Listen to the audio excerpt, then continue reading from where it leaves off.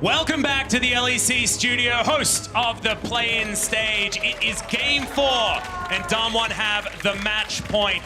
An expected part of this series, you'd have to admit, from everyone, but it came a little bit later than we otherwise would have thought. And so Lowkey Esports, they are still in this one, but is there any cheese left in their pantry?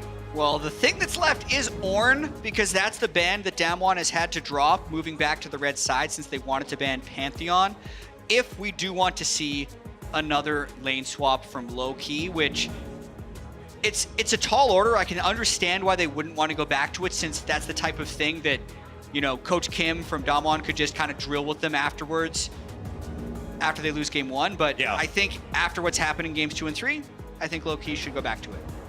Well, the Lee Sin going to be locked in here by DAMWON, and the expected lock-in afterwards would be something like the Xayah. Xayah has been banned throughout this entire series. Yep. We've seen this so many times. When you're on the red side, it's all about getting those color-coordinated picks alongside the Lee Sin. See whether the Rakan pick away is going to be there from the Lowkey Esports, but otherwise, DAMWON will be locking that one away last.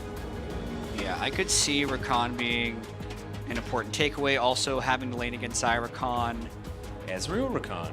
It's actually not bad if they wanted to go for it. Okay, we're going... No. We're going Yasuo Gragas. And I love this because Ezreal has been flexed into the mid lane quite a lot. If we've been having a look at Solo Cube, you've been watching Faker's stream. He's been playing so much mid lane Ezreal. So in theory, Artifact could be on that one. So still not entirely sure where everything is going. But we are sure that ShowMaker has locked away Akali. They just don't care about the Rakan. They want to make sure that ShowMaker has comfort.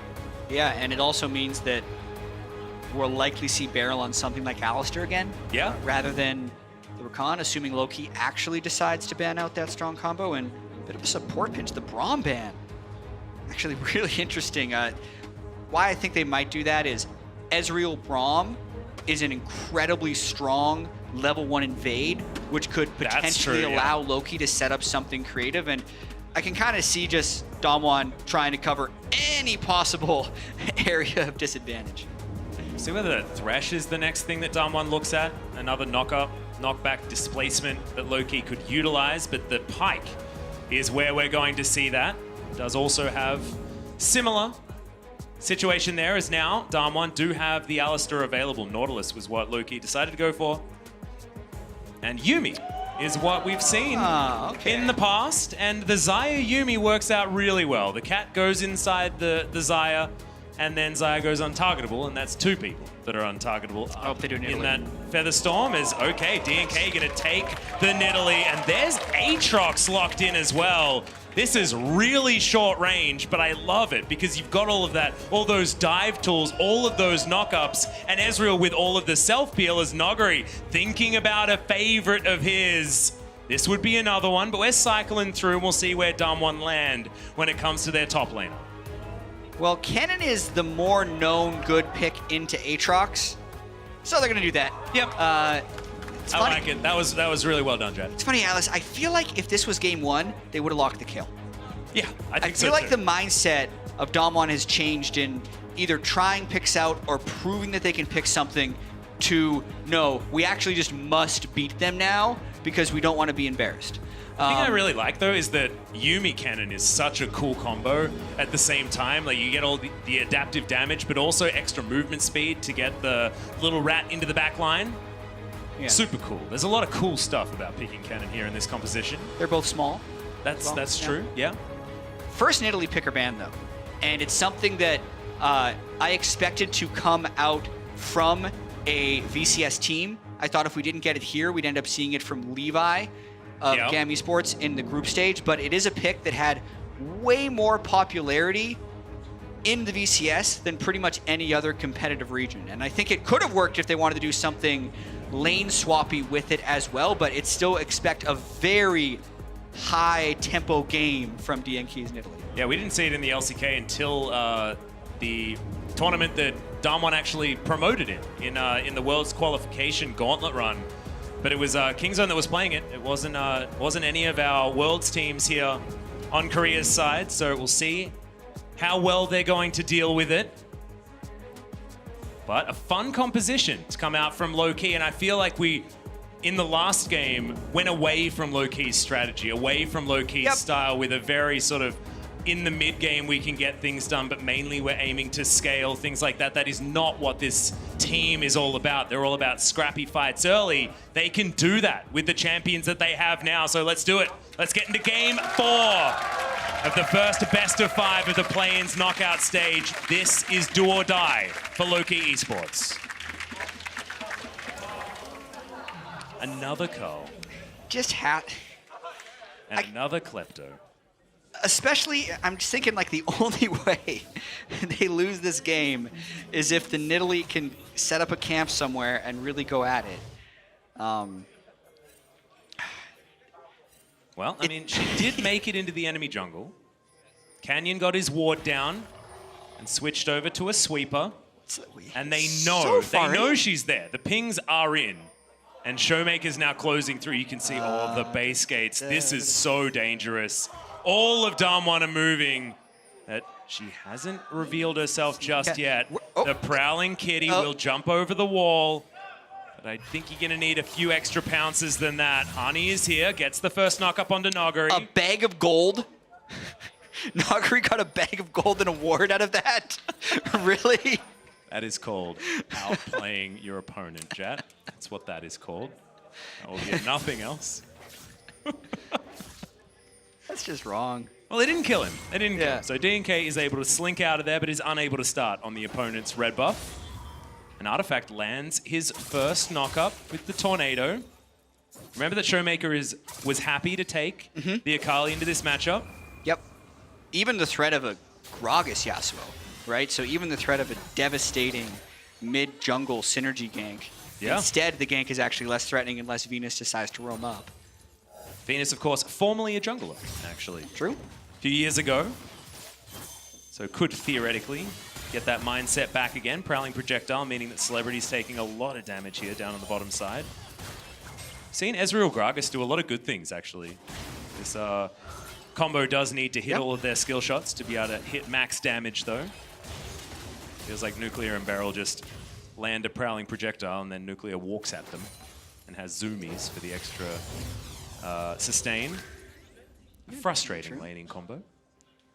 Yeah, there was definitely a time earlier on with Yuumi where a lot of pro players would complain that it's kind of unwinnable if you're against the Yuumi, but I feel like there's been a number of nerfs towards that champ that it's much lower presence, at least early on. Yep.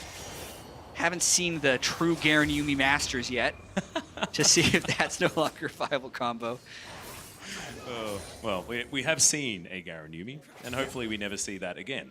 Well, the weird thing, Atlas, is that with how dominant it looked in the LEC, it also felt to me like Nuclear and BeryL just had basically never played it before. It felt a little bit like watching some of the Sonacoms come out at MSI. Yeah. So I think there still is something to it, and I think we'll see more of it, but you actually do have to think about what you're doing as the steal comes in for DNK. Yeah, that was the steal. So blue buff goes over for DNK. Both of these champions with execute damage, but DNK just executing better. Now Nuclear may be in trouble. The barrel comes down, gets a lot of value there as the Aftershock does go off, but Venus had tanked up just enough while it was active. Really good trade there as the Infernal Chains pull Nuguri back. Wow, Hani. I think if he had have continued after that, could have been a possible kill, but Flash still available for Nuguri. He's going to go back to base now. Still 77 on that cull.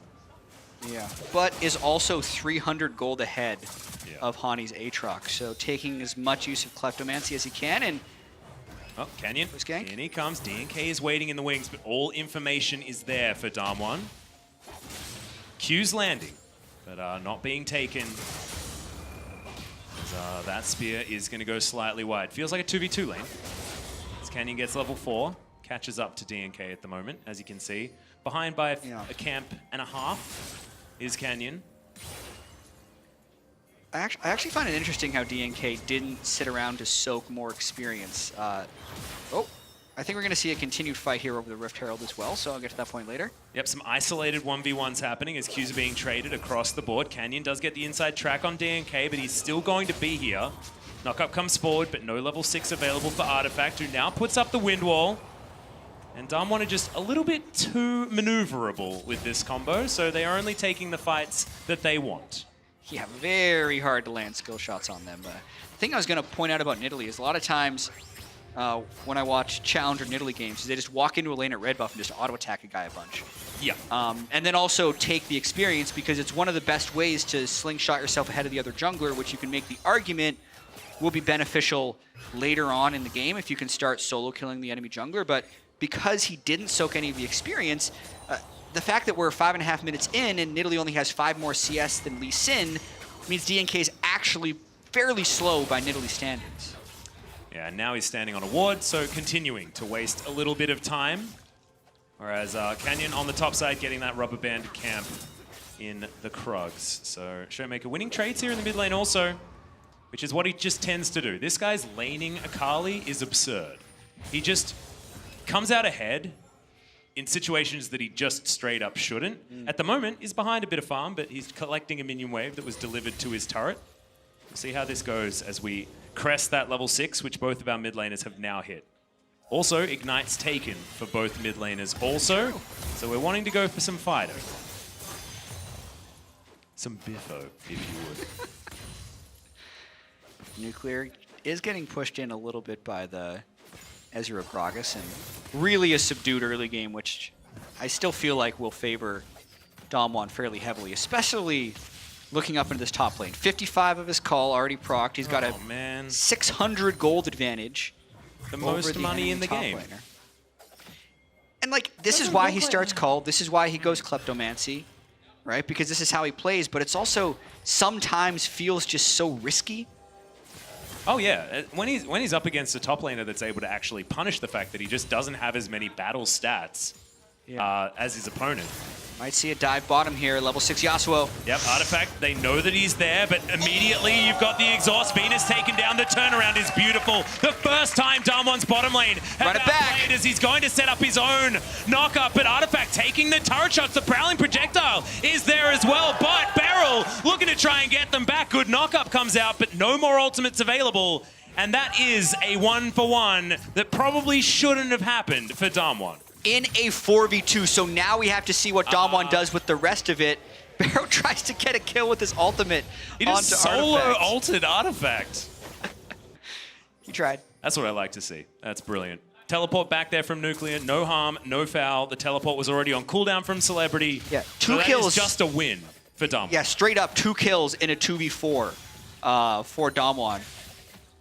So just huge advantage since we're already talking about an incredibly scary Kennen getting formed in the top lane. Mm-hmm.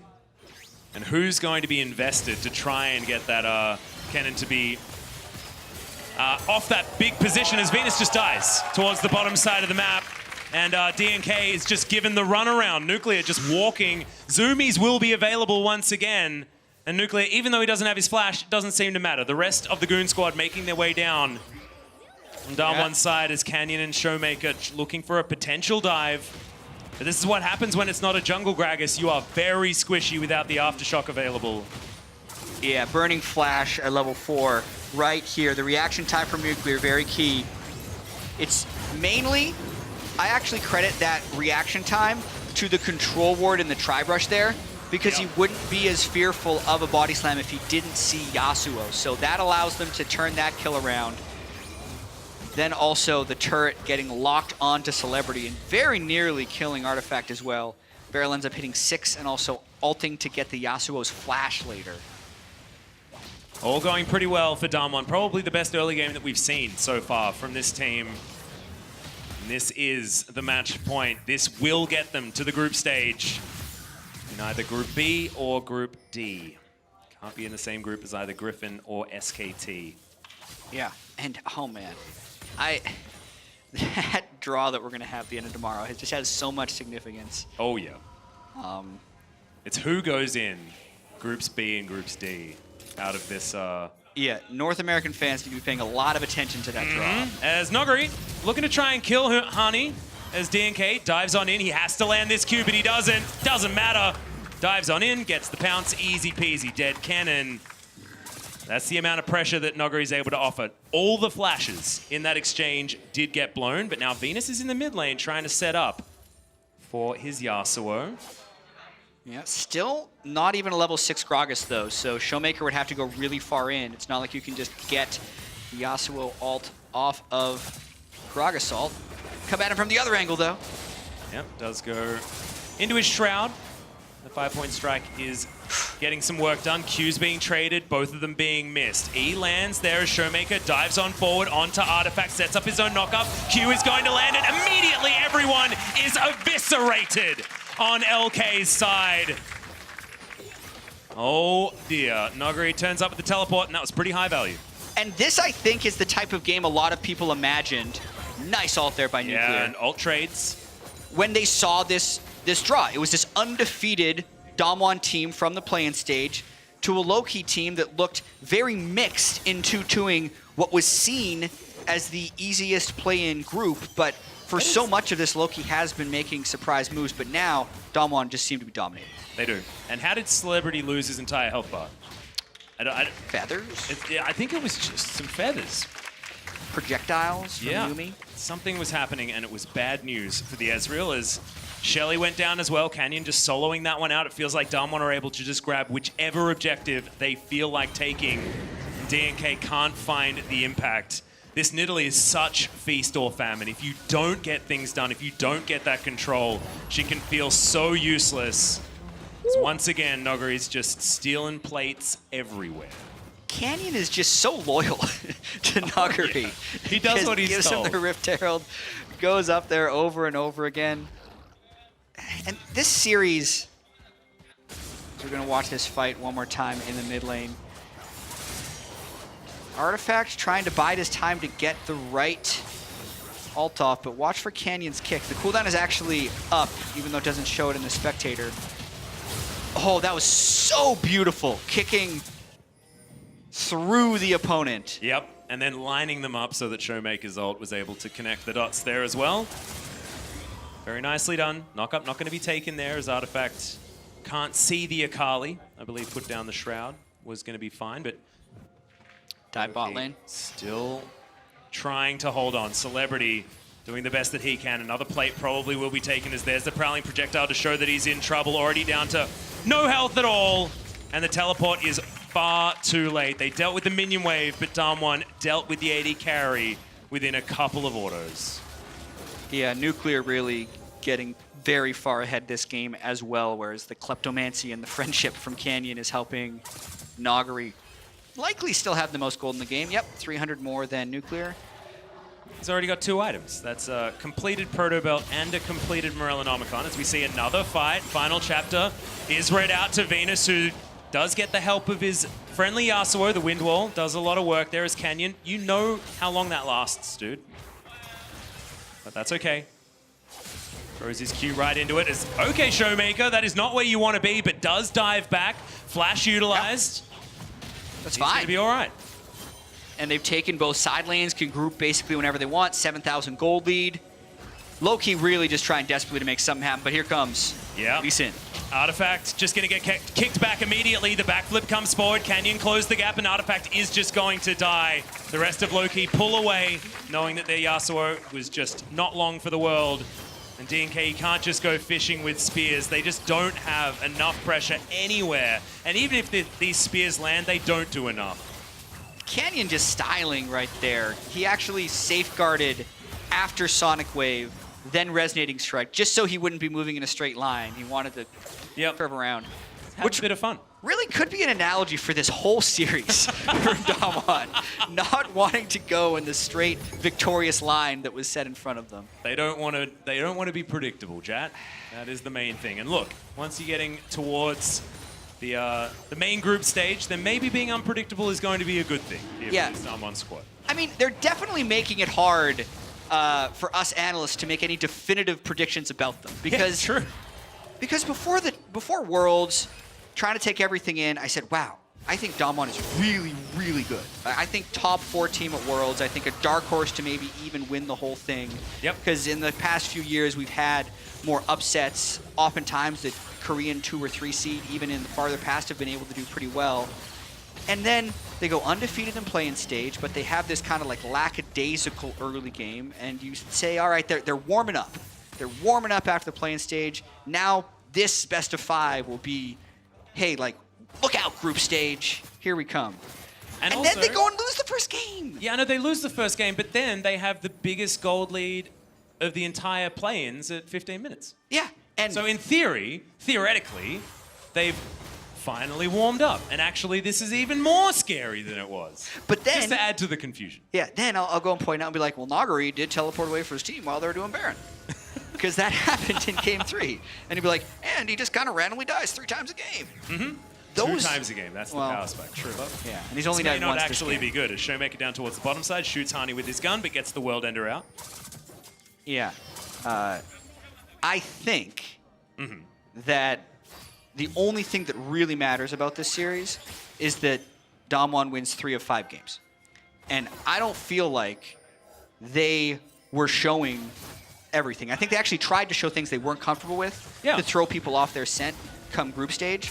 And I think at least this game is closer to the level that I feel like Whoa, ShowMaker diving on forward. Stopwatch immediately by Venus, and that means that he's in position so that he's not going to survive. Artifact just... He couldn't justify pressing the last breath button even though the cask went out but from the dying Gragas.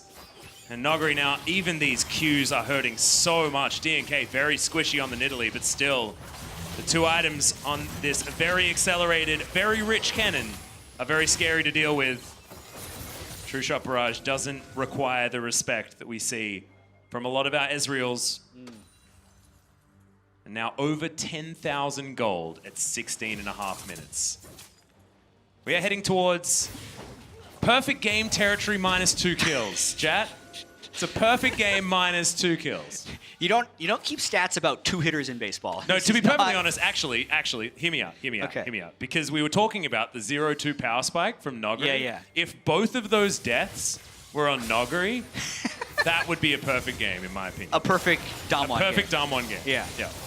As Artifact dancing around Nuguri, he does have himself a Yuumi there as well, as the wind wall is now on cooldown. Venus makes his way in. So yeah, that's my defense for my ridiculous line of perfect game. By the way, this is a callback from the caster room where you're just like, wow, there were, was it 3 kills away from, or it's like, oh, just 2 kills in a turret away from a perfect game. It was 2 turrets away from. Be like, yeah, I'm $1 million away from being a millionaire too. Real close. You guys are too mean to me in the caster room. I'm just trying to come up with fun things to talk about, okay? True. Well, Nuclear, he's got a couple of items that are pretty good at this stage of the game. And as far as being as relevant as possible at this tick over to 20 minutes, I love this. Nuclear most of the time is going to build the Infinity Edge after the Essence Reaver for sort of the most bang for your buck out of 2 items, if the first one has to be Essence Reaver. Yeah, the Lethal Tempo build has just actually gotten so popular. Oh, yeah. This year with that specific combo of items. It's so good on Xayah as well. Well, now Hani's being surrounded.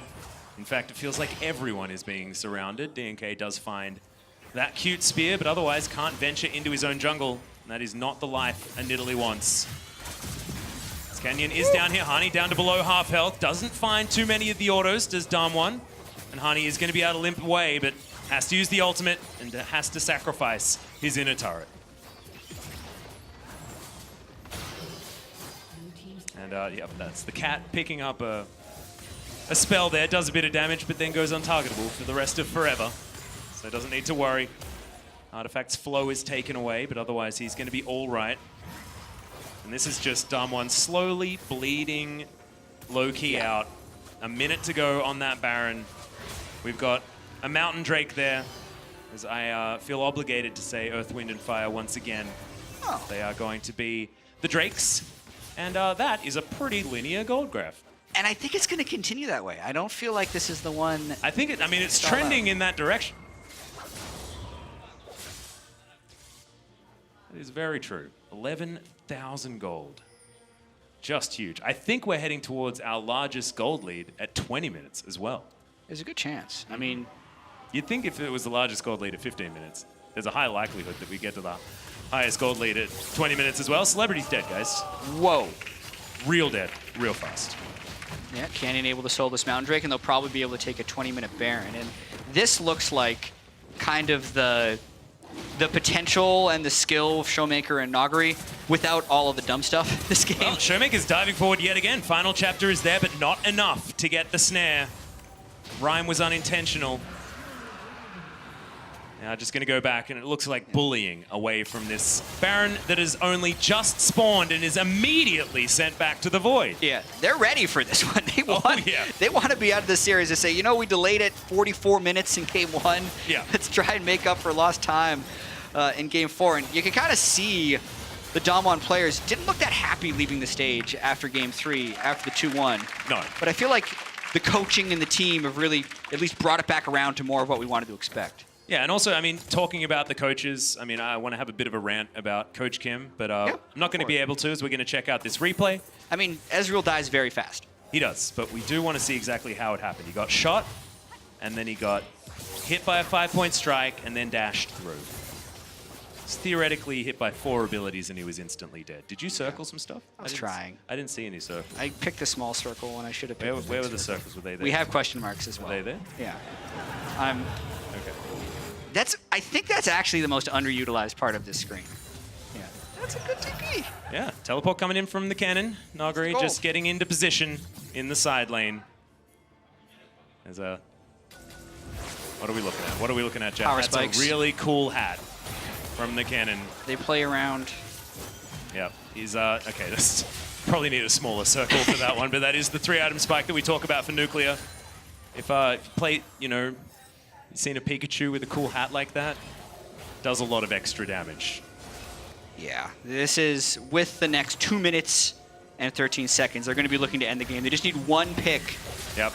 Inhibitor turret goes down on the top side of the map, and they're just trying to bleed them out. It is going to be a necessary fight for Lowkey. They have to find something now, otherwise they're just going to lose everything in quick succession. DAMWON have them spread so far as there's the last breath. They jump on Nuclear, but over the wall he goes. Canyon now dives onto Artifact, and Nuguri in the backline doesn't even have to press his ultimate button yet. He still has it. Just kiting 5 members of Lowkey. He still got their it. own base. ShowMaker gets in there and finally pulls the trigger. 2 kills. No, only 1.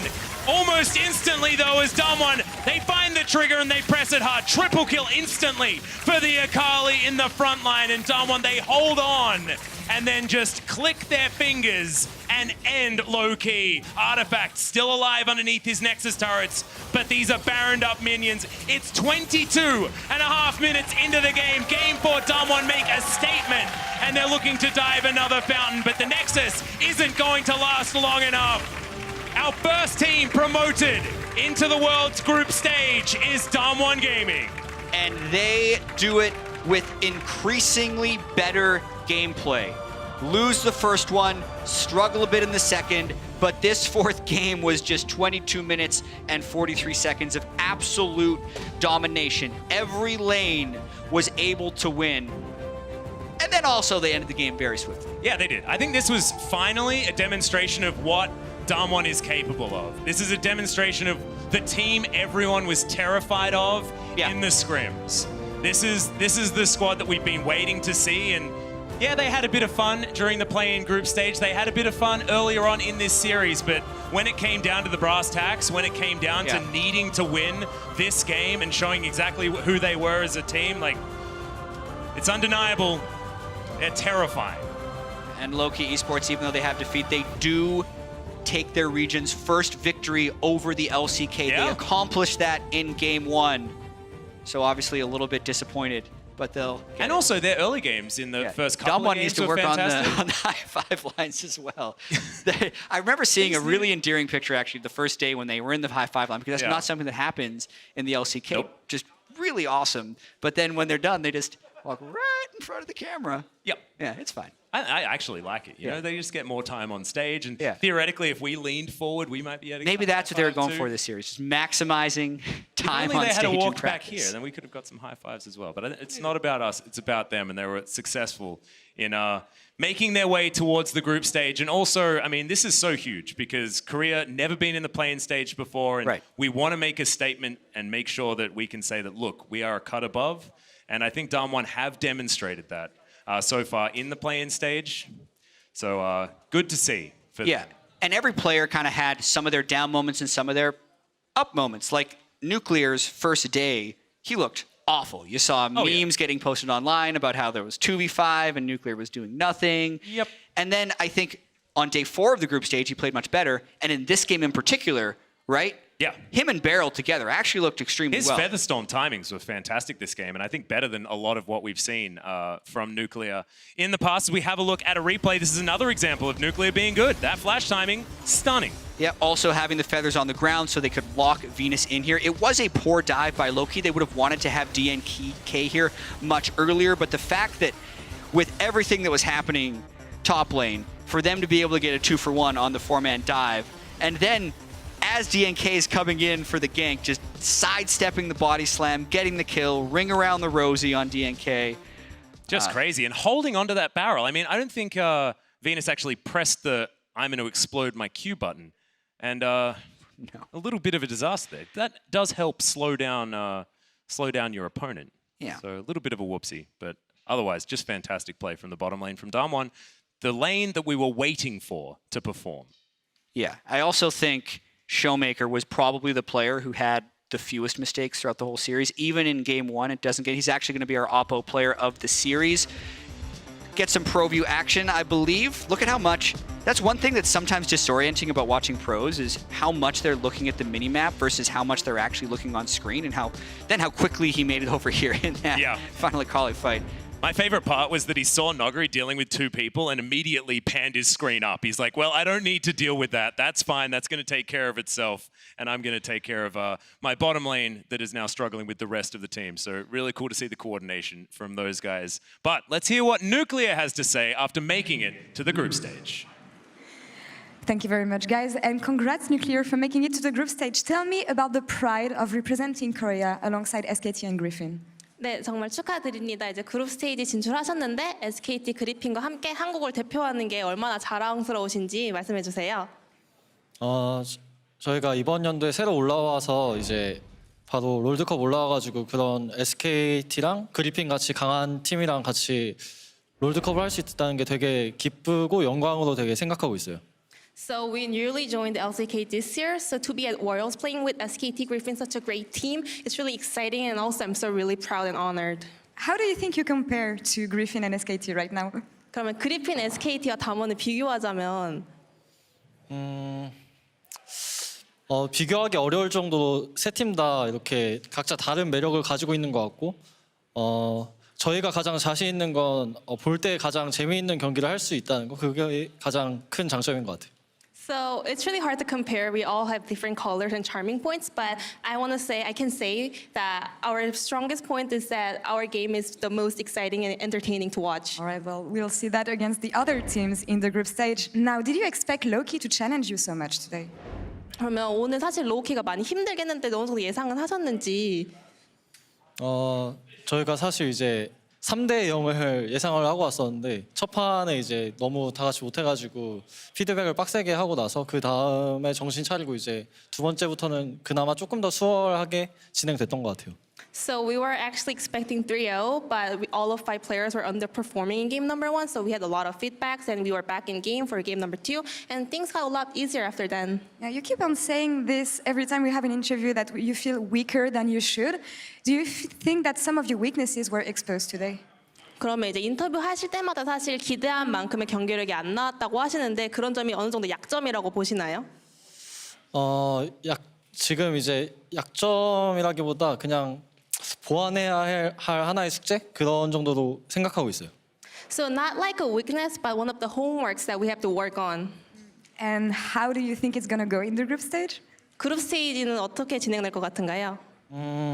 저희 그 코치님이 그룹 스테이지를 못 가면 롤드컵을 간 게 아니라는 그런 얘기를 했었어서 어떻게 진행될지는 아무도 지금 예상을 못할 것 같아요. 일단 조추첨부터 해야 되고 또 조추첨이 끝나고 나서 이제 어느 정도 조금 예상이 될 것 같아요. So actually, our coach told us that if you're not at group stage, you're not at Worlds. So I cannot make expectations yet. I think we have to wait and watch the draw show, and after that, maybe we can start organizing. All right, well, we'll be looking forward to seeing you. Thank you very much, Isan, for the interview, and congrats once again for reaching group stage. Now we're gonna take a break, and coming back, it's gonna be Clutch Gaming versus Royal Youth.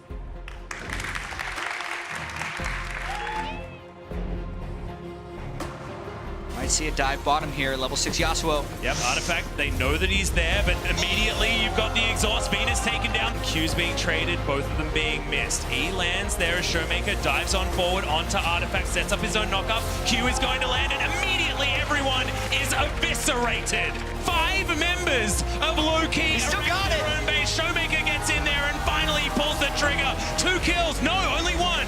Almost instantly though, as DWG, they find the trigger and they press it hard. Triple kill instantly for the Akali in the front line, and DWG, they hold on and then just click their fingers and end Lowkey.